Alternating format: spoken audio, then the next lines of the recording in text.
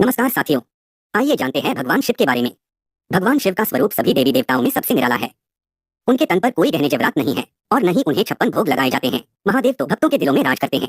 भोलेनाथ एक लोटा जल और 2 बेलपत्र में ही प्रसन्न हो जाते हैं। कहा जाता है कि शिवजी अपने भक्तों से शीघ्र खुश हो जाते हैं और उन्हें मनचाहा वरदान दे देते हैं।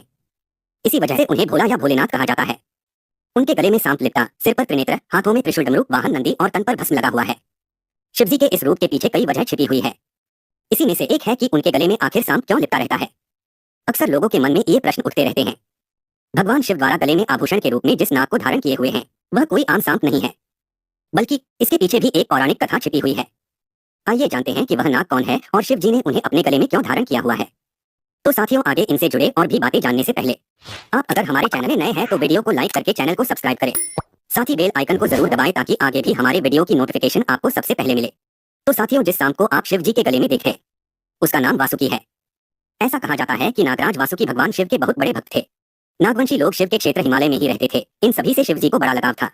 इस बात का प्रमाण नागेश्वर ज्योतिर्लिंग है। नागराज की इच्छा थी कि वह सदैव भगवान शिव के समीप रहे। इन्हें नागों का राजा भी कहा जाता है।